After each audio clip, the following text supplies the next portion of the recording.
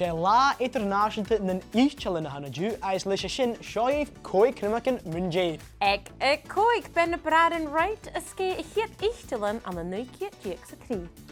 Is ag Itealan fa Santa scé ronna sin.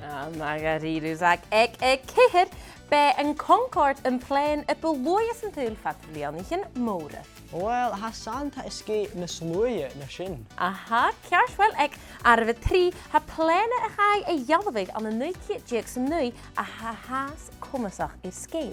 Well, Anna, ha Santa a bhí scé na sáte na sin. Ag ga bí pléiniche sa lá a dú a scé étar 3,000,000 agus 3,800,000 tráid nas áistin an talamh. Ha Santa scé na sáte na sin, hafisum. A bhfuil fusach a garíú agad Zach. Well, ha Santa na séir na Itealan leis na chéil engine sin pléite agus leis sin ha má an áirinneach.